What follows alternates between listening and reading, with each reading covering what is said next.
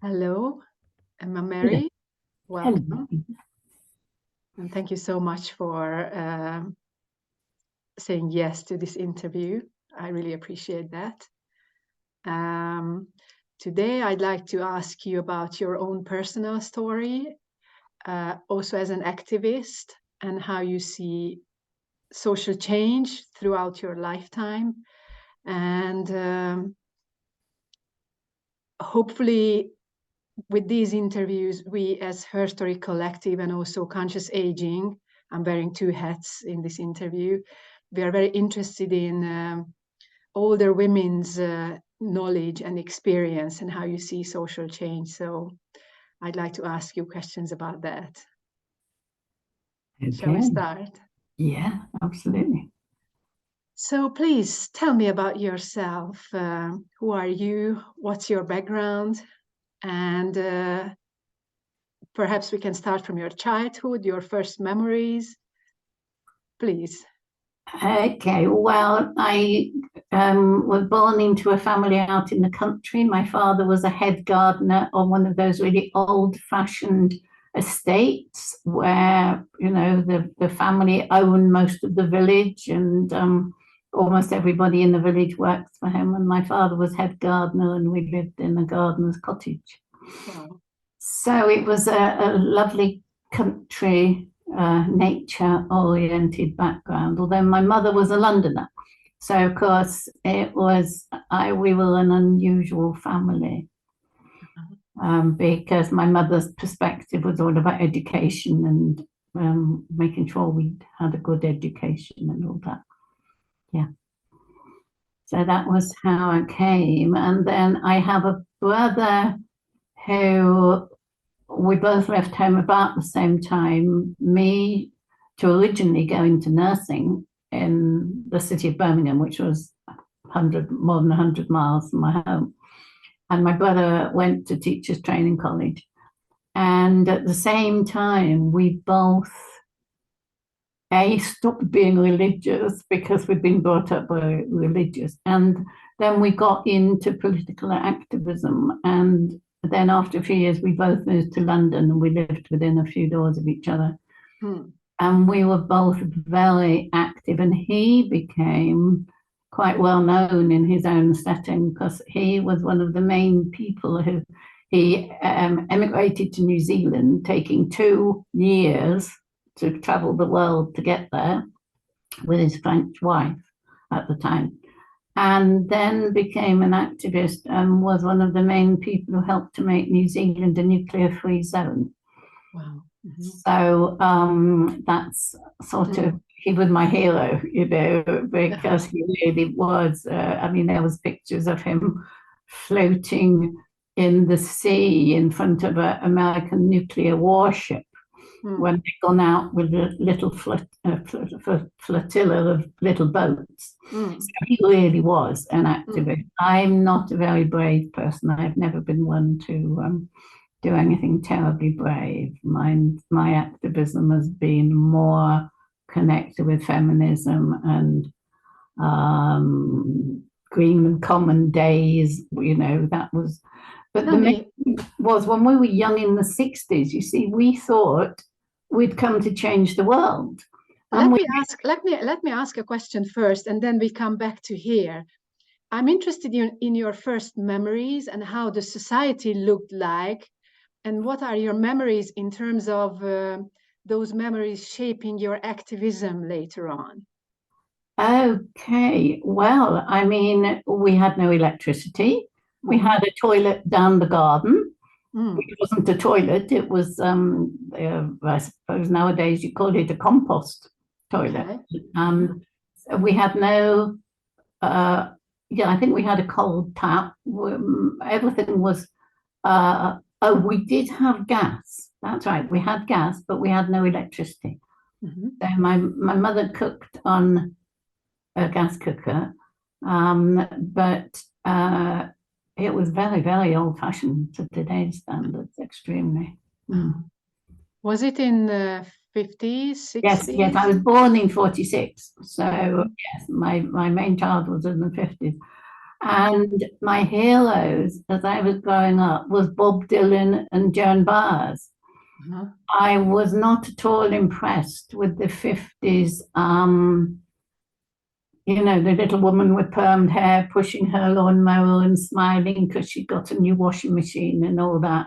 That left me cold. I mean, that wasn't where I was going for sure. What did you have in mind for yourself back then?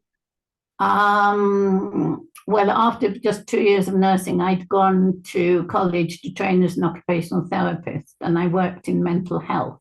Mm-hmm. So one of the things I've always said is I was really happy working in mental health because to me, the only people I met I could relate to were my so-called mentally ill patients because I believed the world was mad at that time.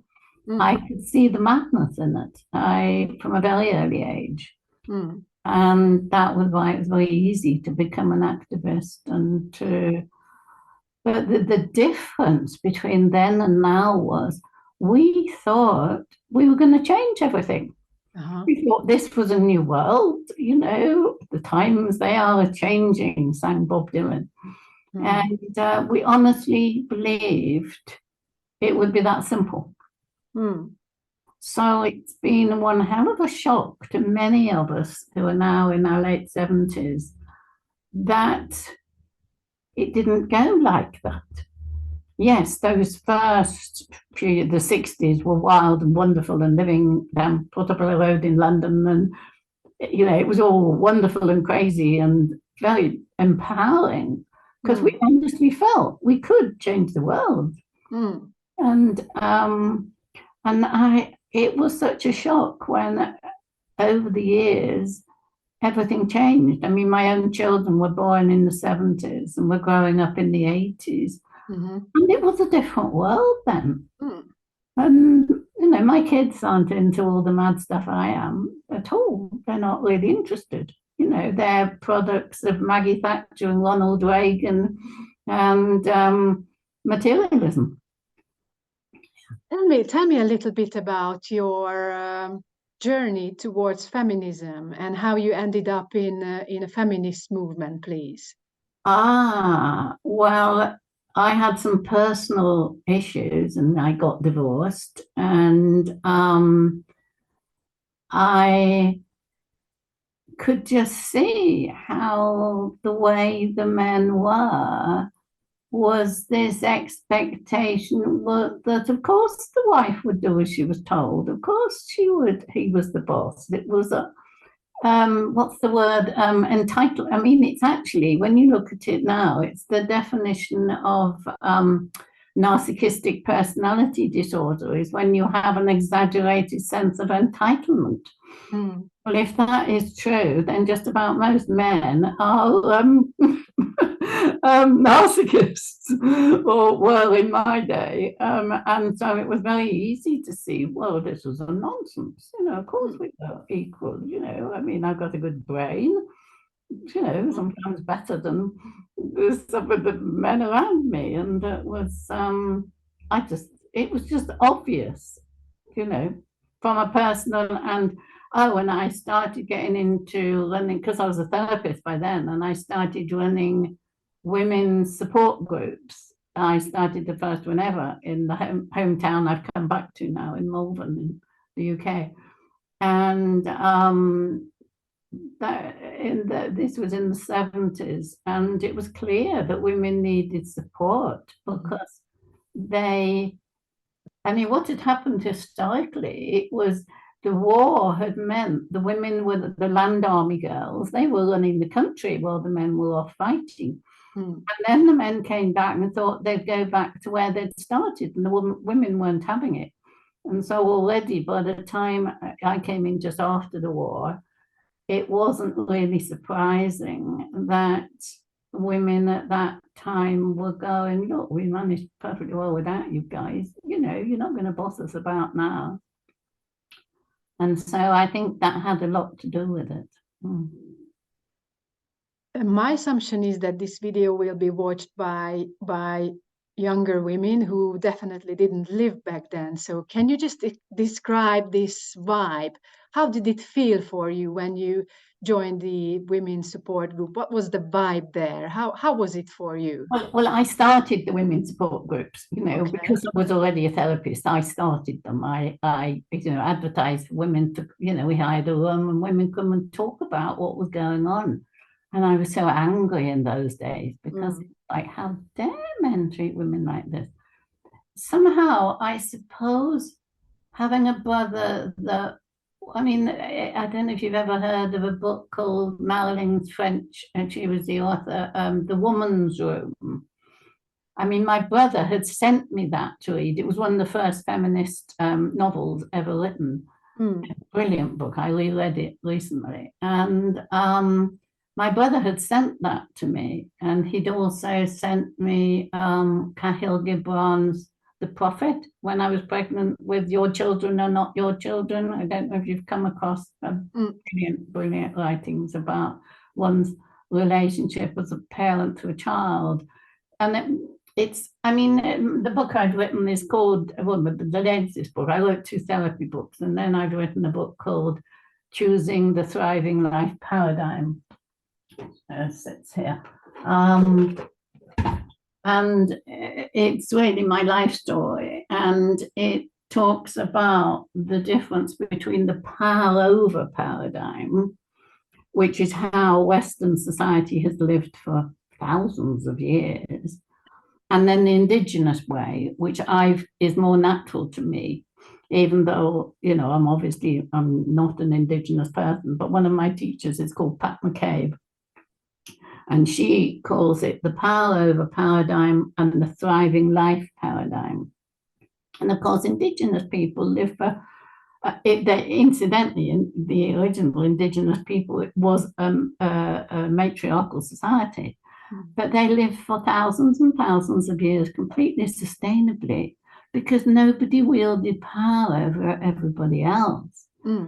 Because people tend to think that, matriarchy, it's just the opposite of patriarchy. No, it isn't. Matriarchy is thriving life. We live so everybody can thrive.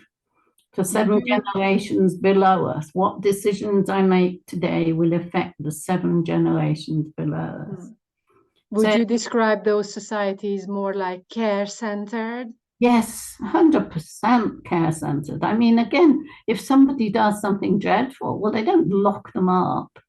They bring them in front of the thing and ask, what led you to do this? It's like giving therapy to prisoners, and that's one of the things, I don't know how it is there, but in the UK, that in my day when I worked in mental health, that was quite a thing to work in, although I didn't actually work in prisons. But now there's no money for it, and the prisons are just terrible places, and nobody's looking at why does a prisoner act like that. And of course, in indigenous societies, that's what they did. They asked the person to talk about what had gone on. Why did he feel the need to do this? And then they'd ask him what amends he was going to make.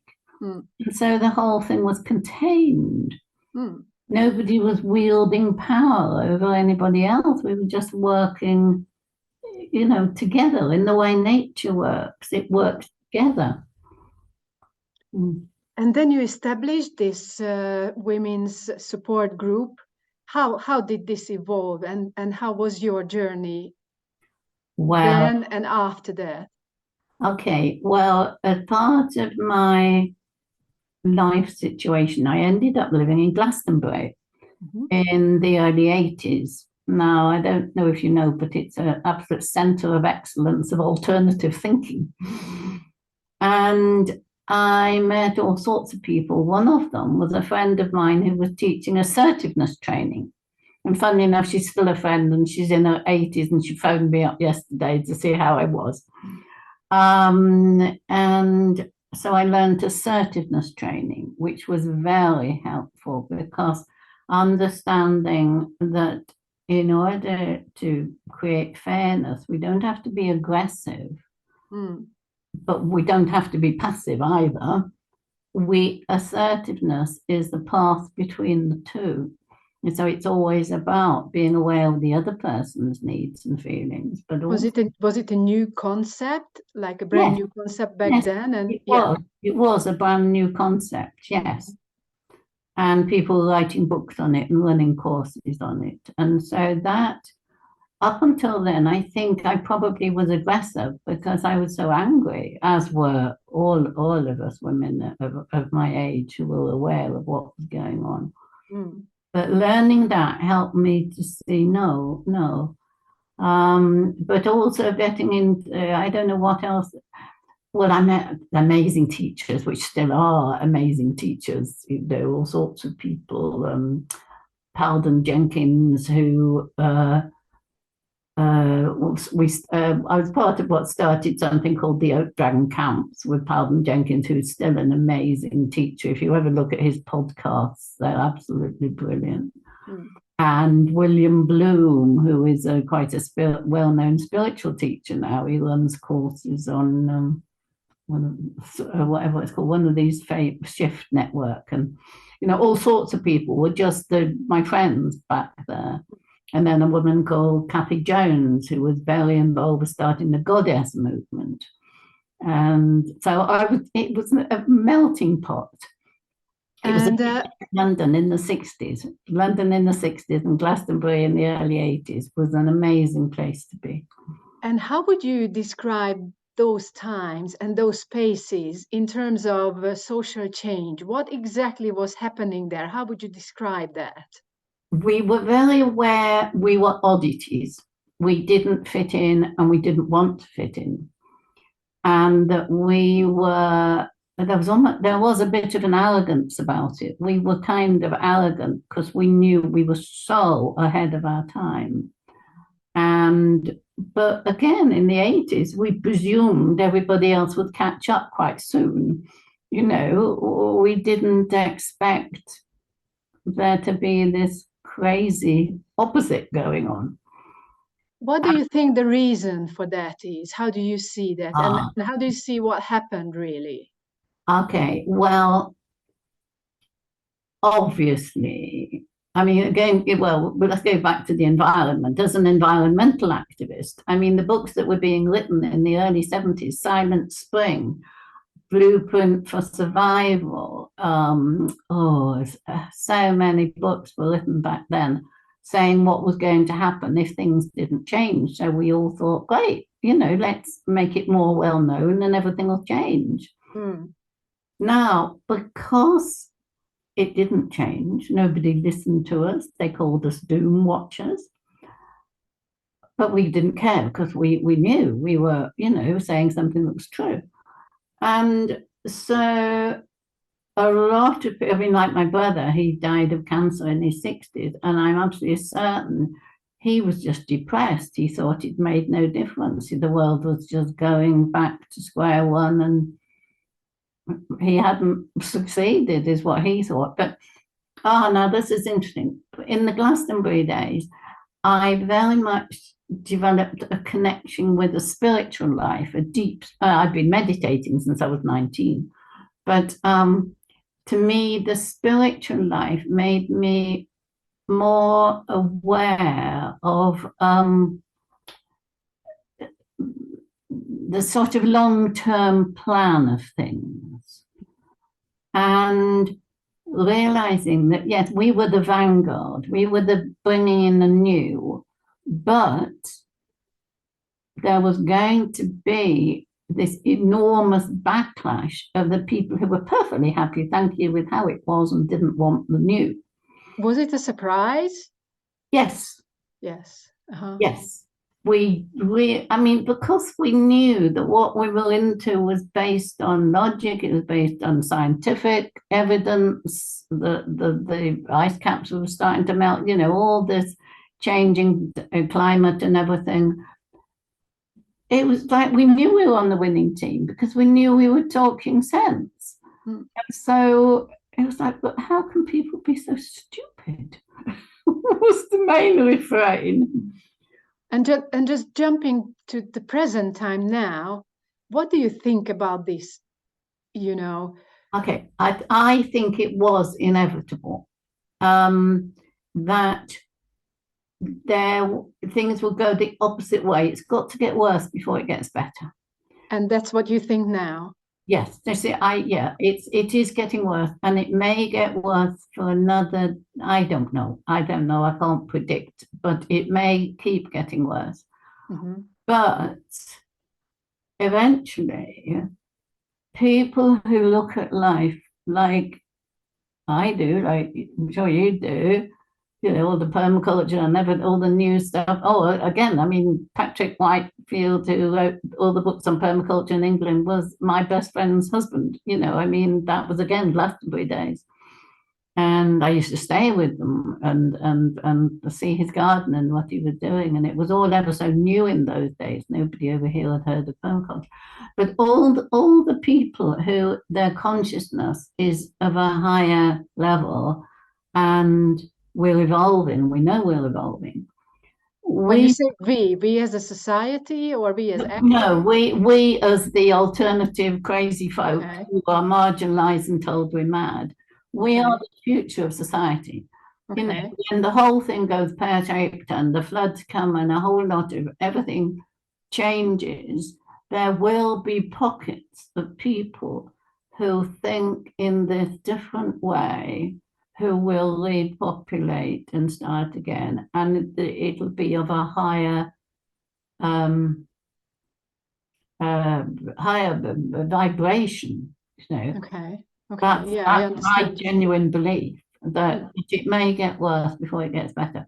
I don't watch the news anymore because it's kind of all inevitable. Mm.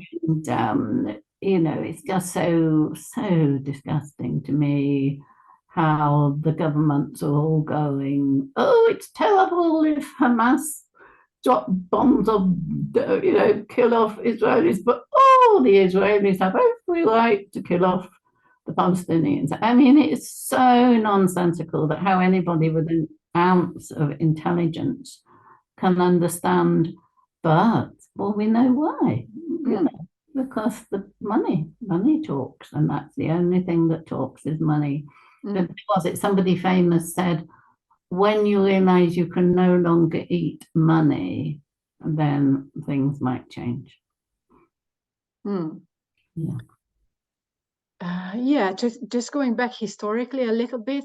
So Glastonbury times, I know you had in the UK Extension Rebellion recently and the Oh deep yes, and I adaptation joined that. movement. Yeah, I joined that So, as soon as I heard of it. We had our first meeting in town, and funnily enough, the person who called the first meeting in our town was a friend of my daughter's. And I went along, and it was a huge meeting, and I was delighted because I'd already been in all the Green Party and the transition towns and you name it, I was part of it. And they were all the same bunch of rather burnt out oldies. And suddenly, in the first Extension Rebellion meeting, the room, a huge room full of younger people. And it was wonderful. And I loved it. And I'm how do you still see it part. from your perspective? I mean, coming through those decades, and then we are at Extension Rebellion times where generations come together and they start, maybe not start, but maybe next level kind of communication between the generations. So if you put it into a larger time scale, how do you see the social movements evolving? Like, I don't know, next step from Glastonbury times, or I don't know. How do you see this? It's going to be a much longer journey than any of us ever realized. But, and of course, I mean, Extinction Rebellion, they haven't changed the government. I mean, I still support them. I mean, I run a grief support group once a month for the people who I can't go on marches. I can't lie on the ground and get up again. I'm too old for that. But I'm still part of it. But I don't go to meetings. But I support people and I'm friendly with them. And a lot of, I mean, I feel ever so lucky because so many people my age are lonely and marginalized, whereas these young people are so happy to have an older person to talk to because they can't talk to their parents. Their parents would I think you're part of what? And so I find, oh, they're brilliant, these younger ones, but I feel sorry for them because the governments aren't going to change. But the grassroots are changing. In our town, there's a sort of break off came out of Extinction Rebellion, and we're a climate emergency centre. We haven't got premises, but we cook food and give it to people, and food that would otherwise be wasted. Mm-hmm. Tomorrow night there's an anti-fashion show where nobody can be a model with the clothes that cost more than £10 in charity shops. And it's to prove that you can wear beautiful clothes, look beautiful, and you don't have to buy new clothes. The fashion industry is really not very ethical. And if you think back to your early years of activism, and like now with the Extinction Rebellion and deep adaptation, do you see the movements or like population scaling up towards these changes? Or I understand that you are saying that things didn't change significantly in a way, but from an activism or a movement perspective, do you see more awareness or scaling up, or it's just the same kind of business with new generations in? How do you see that? It's hard to know what the proportion is, but what is so good is that my generation's the hippie inspiration. These people have it, and I believe there will always be people with this. And we're like carrying a candle, we're carrying a spark, and who knows how long it will take for all the others to wake up. But as long as there is this spark, and now we're doing all these practical things. What do you mean by that? Like this group, yeah. that, helping, getting food that would have been thrown away, and all the practical things like that, and creating growing spaces in public places, and all this stuff is happening. Mm-hmm. And it will be the salvation when things get even worse. Okay. And I do believe that things will get worse, climatically as well as politically, because the people who have got lots of money and don't want it to change, they have very good reason in their own mind for shutting us all up. That's why all these new laws that, our wonderful Lady Gail Bradbrook is maybe going to be imprisoned, the one of the starters of Extinction Rebellion. Wow. And they've now stopped in the law courts. You're not allowed to use the climate as a defense. You're not allowed to speak. It's totalitarian, everybody's been shut up. But I don't believe they can kill the spirit, because I believe I am a spiritual being having an earthly experience, and as such, spirit can't be killed. There will always be somebody holding the flame for when the others either drop off or, I don't know, whatever happens. To some extent, I also come from an environmental movement background, and I see deep adaptation now as an emerging movement, I would say. And my experience and the way it feels is, for me at least, it's a very different kind of vibe and atmosphere, also from an activist or movement point of view. And I know that you're very active in the DA movement. So based on all the milestones that you mentioned so far, and we are still focusing on the environmental stuff, and then I'd like to go back to the feminist thing, but just to have a look at the deep adaptation movement, how do you see it, on the time scale of your environment-related activism? What do you think that is? Is it different in a way, or is it just the next step? How do you see DA? Well, of course, what is so different nowadays, and ever since the pandemic, because it all started at the same time, Zoom. I mean, we are on Zoom. Mm. Everything I did up until then was in person. Okay. And so it was what had you got going in your community, or what could you start, or what were the people like that? I mean, for me, moving to an area where there were people like myself was the most crucial thing. For people who are, sort of middle-aged women who are going, oh, when I retire, I wonder where I should go and live. The most important question is find a place where there are other people thinking like you do. That is crucial because so many people are living in just their own oddity, whereas I'm not. There's a lot of us alternative people here in my little town. It's only a little town. It's a very beautiful little town. And yeah, sorry, you asked me a question and I've forgotten. Oh, yes, DA. Well, what I love about DA is deep adaptation, is its mission statement is to embody and enable a loving response to our predicament. Now, what a wonderful thing. I mean, that is indigenous, if ever it was. That is to embody, to be the change we want to see in the world, which has always been one of my pathwords. To embody and enable. So for everything we do, we are enabling there being a loving response. And to me, this is crucial. And because it's an international body now, I mean, started by Jen Bendel's paper, but all the people all over the world who read it and said, yeah, he's right, we've got to do something. And I mean, I've been running my Earth Listening group every Friday, doing it again later today, for 3 years without a break, non-stop. And I shall keep doing it as long as I'm alive.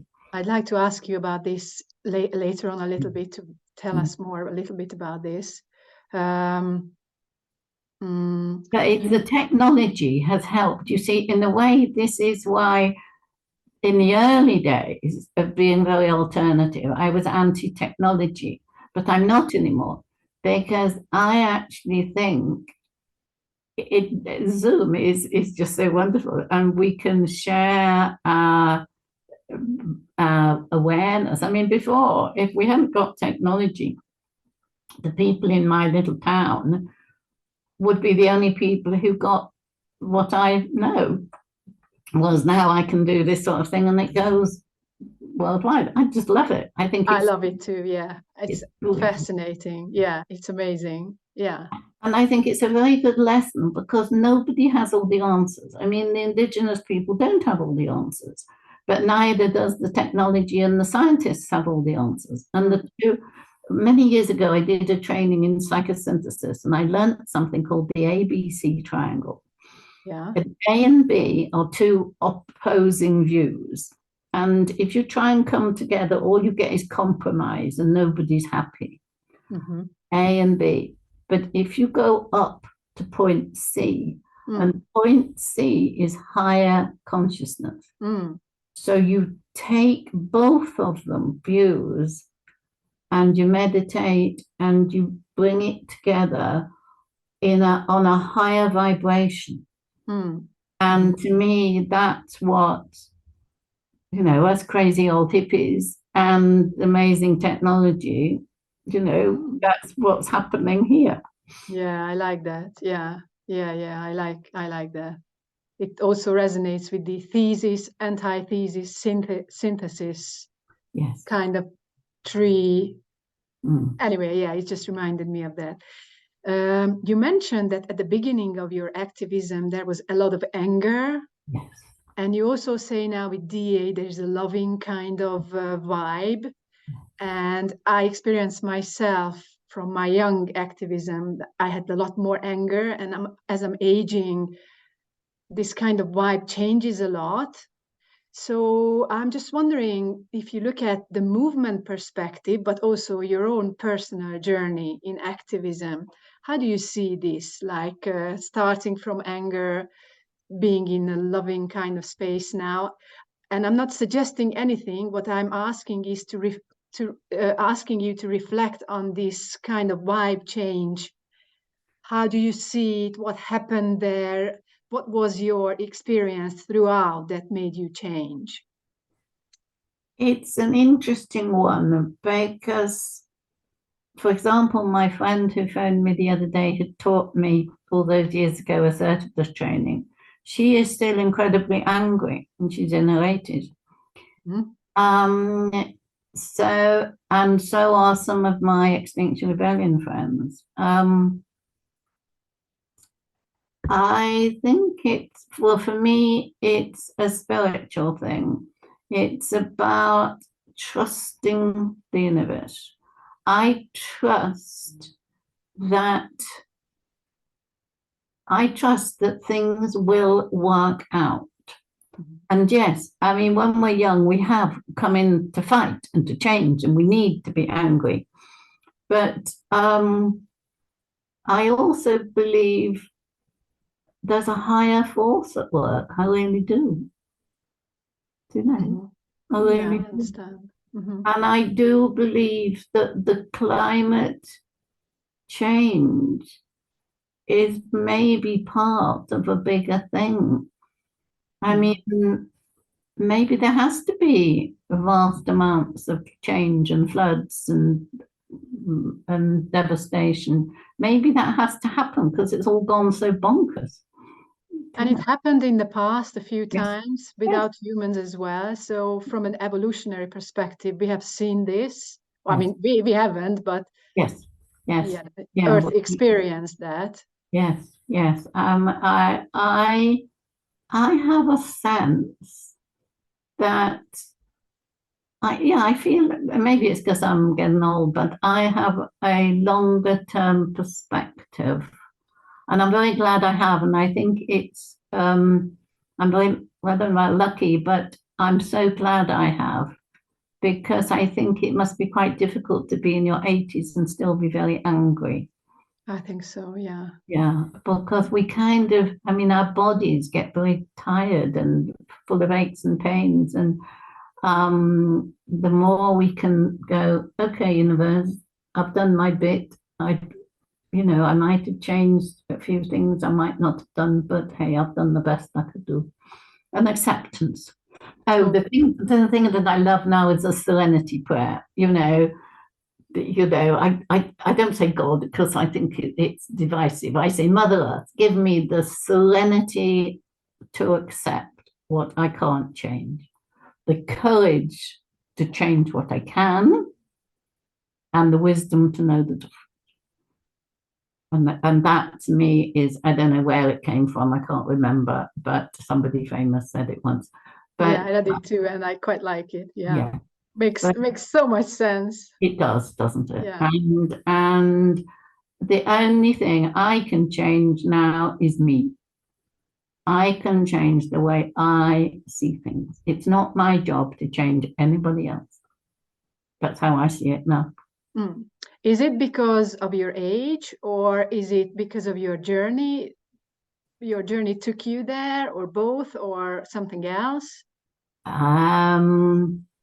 I've always believed that the only person we can change is ourselves. I've always believed that. And to me, that's why I've been able to be on such a strong personal growth path for so many years. I mean, to me, this is the difference between the people who are the forerunners of the way it will be in the future, if there is a way.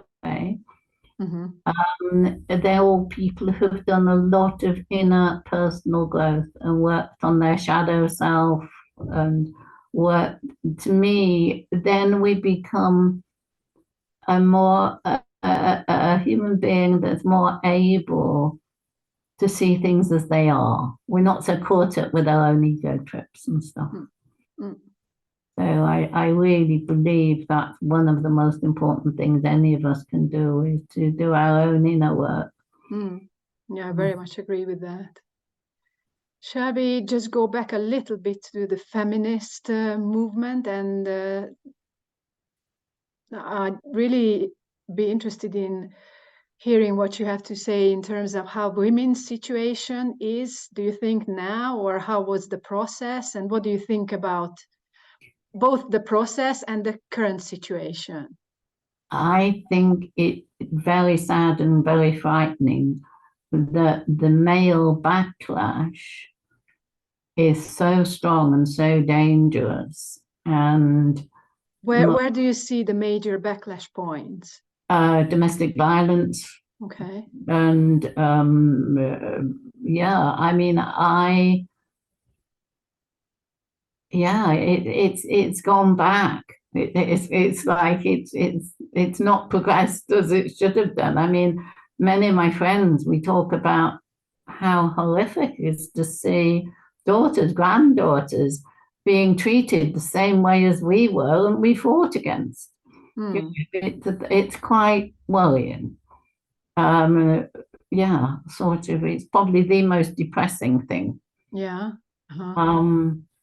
Although on the other hand, there are a number of younger men who have got really good attitudes and are great. Uh-huh.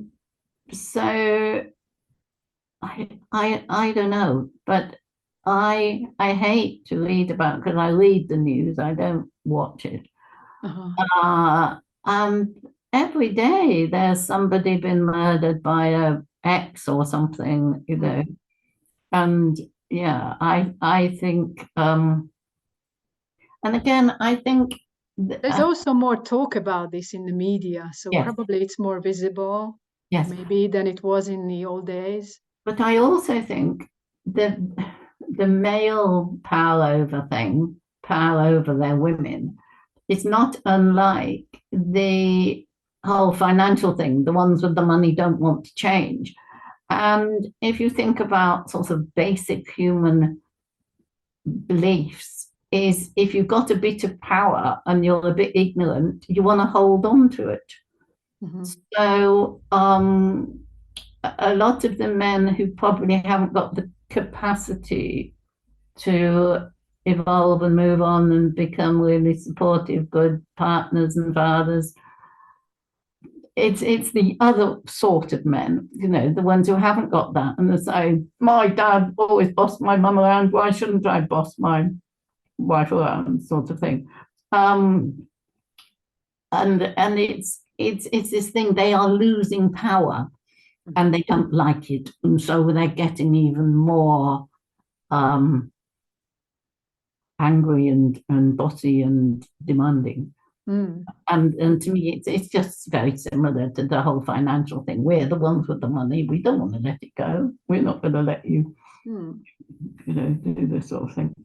How do you see the impact of the Me Too movement? What's that's good. That's really good. It's brilliant. Yeah.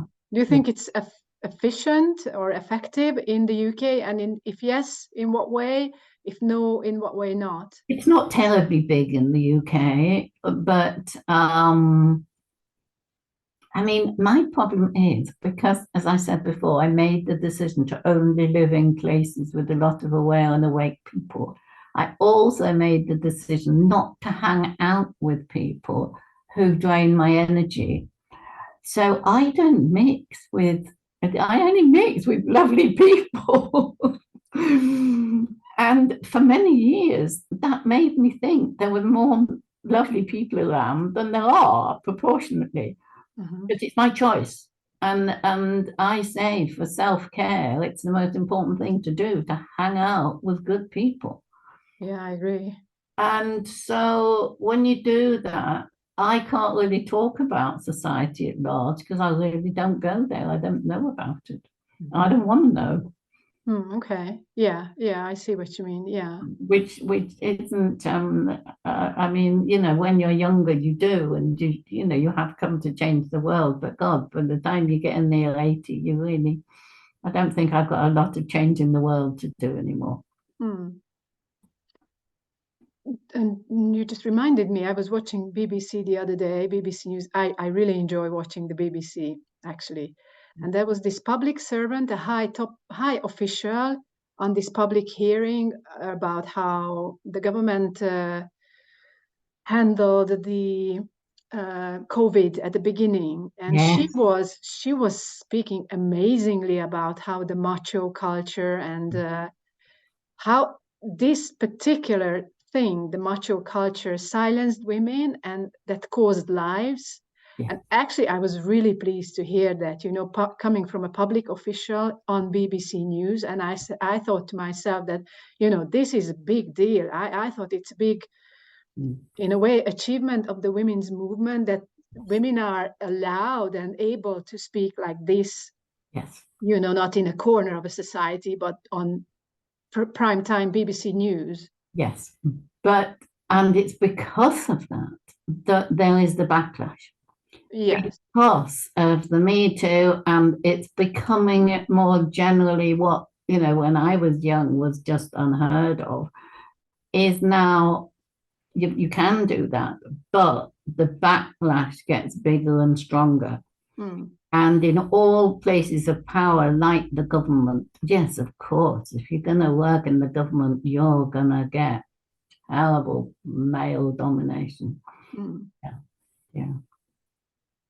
My experience as an activist, and I'm middle age, I'm 52, so I have some decades of experience, but not like very many. And during my time, what I experience now with the deep adaptation movement and also in a feminist movement or in a women's movement is, and that's just an assumption, and I'm interested in your opinion on that, that like the DA movement is also talking about a loving, so the vibe is changing, and maybe I'm wrong, but what I experience is that people, instead of fighting the old system, also the permaculture movement very much so, we started to build a new Yeah. system. Yes.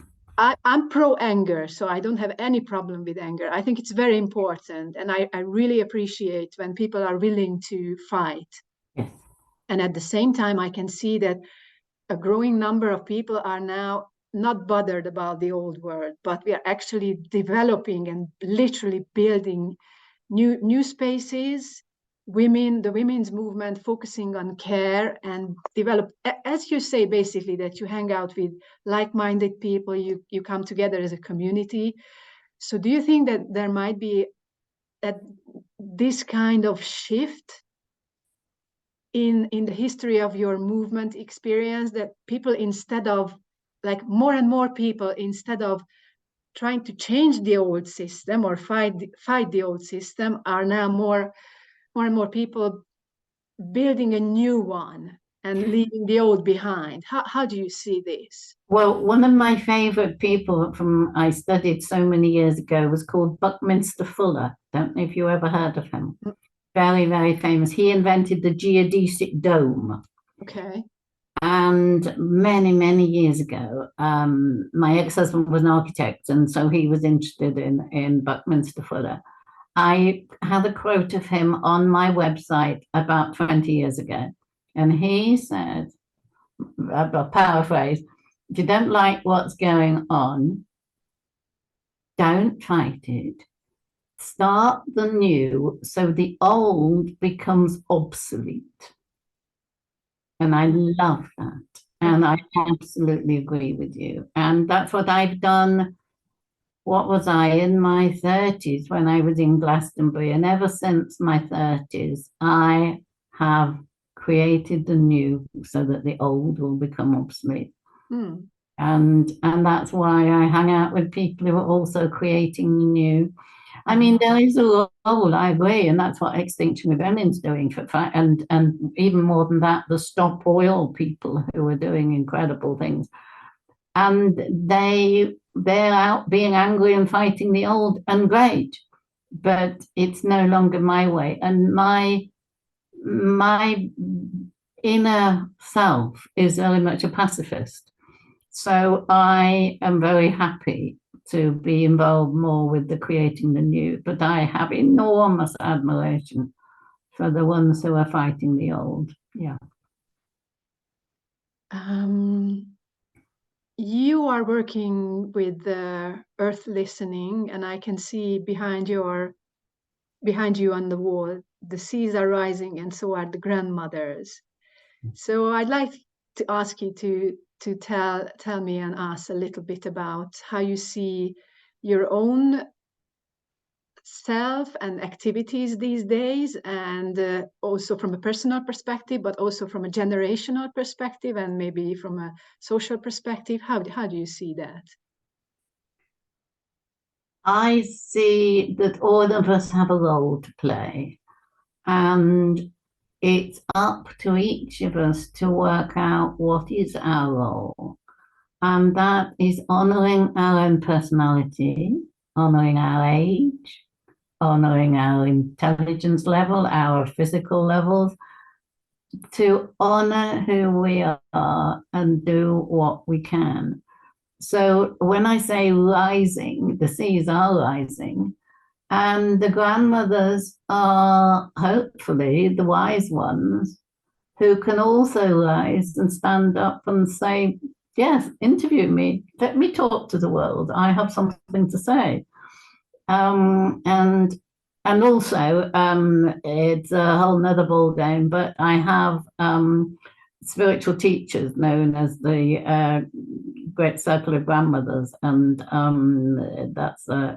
they're talking about the net of light and throwing the net of light over the whole world. And so when I did this, it was tongue in cheek, because when I used to go on my marches, and it was on the end of a stick, and I would go on my marches and hold it. And I also felt it was bringing my spiritual teachers with me on my activism. Yeah, so it has a double message, that poster. If you think about today's world, today's changes, technology, new generations, young women, old women,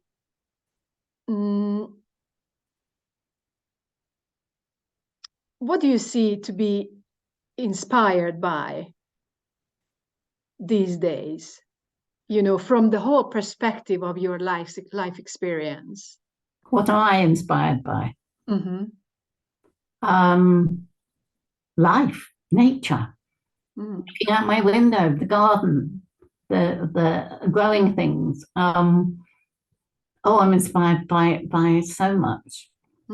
I'm inspired by all the people who are still out there fighting and changing the world, and always will. And there's so much that inspires me. Yes. I was saying, some people say that Facebook is terrible and that it brings them down when they look at it. Well, maybe it's because for so many years, the only people I've sort of looked at or followed are inspirational things.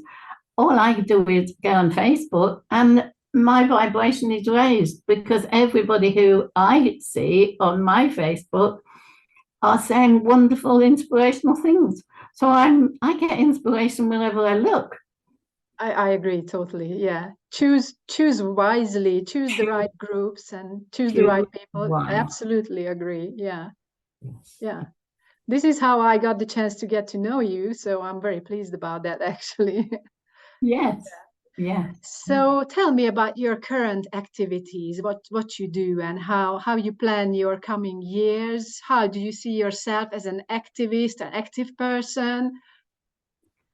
Well, it's interesting. All my life, I've suffered from high anxiety levels, and they got very bad last summer. And I spent the whole of this year, from Samhain to Samhain, I celebrate the festivals and the seasons. So Celtic New Year is 31st of October. So this is a brand new year for me. And the previous year was mainly involved with me having some very deep IFS therapy and sorting myself out, which was brilliant.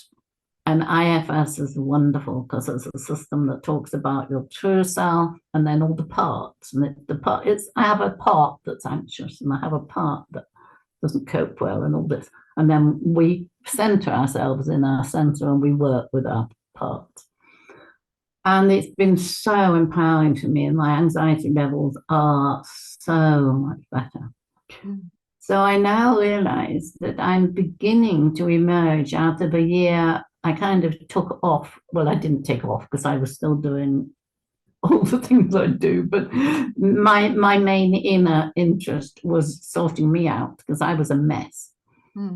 And I'm newly coming out of that phase. And because I work with the Celtic festivals and I work with the energy of the earth, we are going into autumn. We are going into a quiet time, a dark time. So when you say what's your views for plans for the future, I have the next 6 weeks to meditate, to be still, to be in the dark, to be like the trees, let my leaves fall off, let everything go, and work with the earth energies. And I believe come next spring, I might be able to answer that question. But at the moment, I totally understand what you mean. Yeah, very much so. Yeah. Would you just like to say a little bit about the earth listening that you do? What is it? And what's your message about this to our viewers?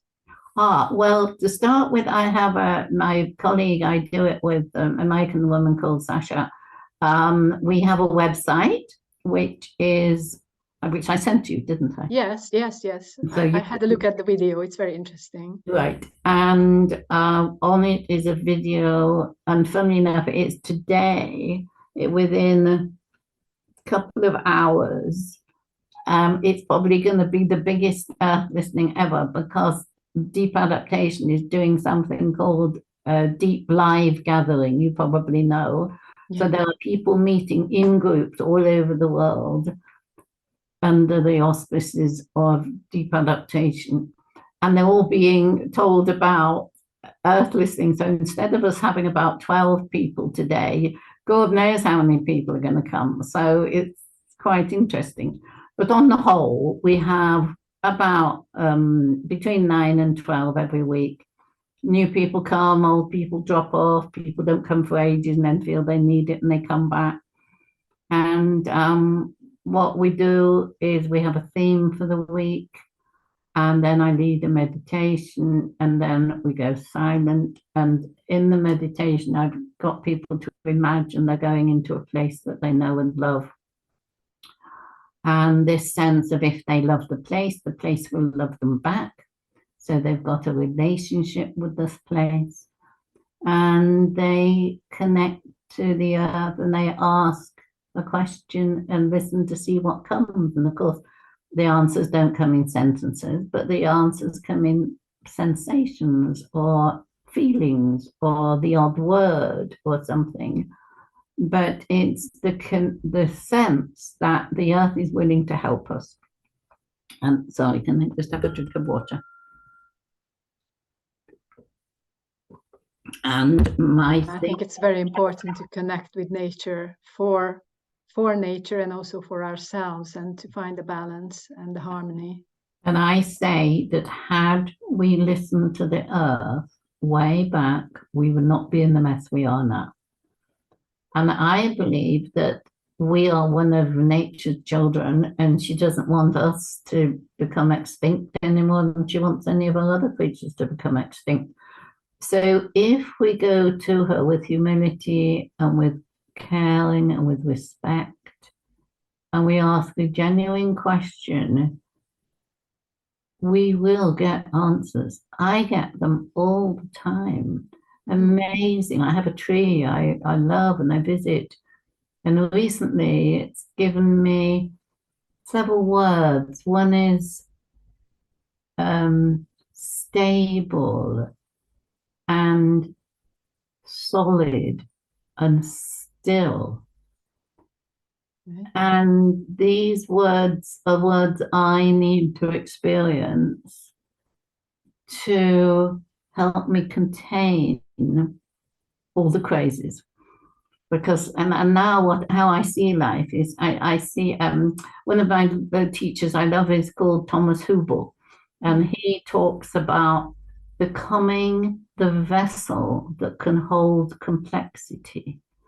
So I see myself sitting down in my pelvis and in my womb, sitting there, and from that stable base physically, growing a huge container that can contain all the crazies that are going on in the world, and just hold it and see what needs to be done from my deep container. And so it's very much coming out of the head, because to me, the head is to do with the patriarchy and all the left brain, right brain. I love Ian McGilchrist and his work, you know, the left brain, right brain thing. And the left brain gets us into trouble. Yes, it created the internet and all the wonderful things. But for the average person, we need to come out of our minds. We need to come into our bodies. And when we're in our bodies, we're very much part of the earth. Our bodies are made up of the same sort of chemical stuff that the earth is. Yeah, exactly. Yeah. And so when we're in our bodies, we can contain deep feelings, we can contain all the crazes that are going on. And from there, from that solid sense, we're more likely to make good decisions. When I listen to you, I'm listening to an elder woman with your experience and with your wisdom. And I don't want to ask the question, what's your message to the younger generations, because it's a bit paternalistic. So but this is actually what I would like to ask, but I phrase it differently. So if you think about your own angry young self, just entering the social space, activism, the wider society, and if you think about yourself, the way you described sitting on your pelvis and this open vessel. So if I have this vision of you being a young, angry woman and an elder now describing herself the way you just did. So what would you say to your young self, to the exact same person who is probably quite different in some ways and very much the same in some other ways? So if you just allow your right brain to talk, what would you say to yourself, your young self? I'd say be yourself and trust yourself. To me, this is something that I've become aware of with grandchildren. They are born with somewhat different brains, you know, the way they do all the computer games ever so fast and everything. And I believe the younger people are coming in with different, they're coming in differently because they're coming to a different world. And have enormous respect for who you are. You know deep down, whoever you are, however old you are, you know what's right for you. And if somebody's behaving in a way that doesn't feel right, and then you complain and they tell you stop being fussy or something, if it doesn't feel right, it isn't right. Trust yourself. Have power in who you are, because you know what you need. And you know what you need or it's not selfish. You know what you need in order to become the person you're meant to be becoming. So it's just trust yourself, you know. And if you're feeling something, spend time alone and go into it and say, I don't like the way I feel when I'm with that person. Stop being with the person. You know, obviously that's difficult if it's family and you're still very young, but on the whole, trust everything about your own intuition, because that's how intuition grows. Most people stifle their intuition because they say something and someone says, oh, you're just being too sensitive, you know.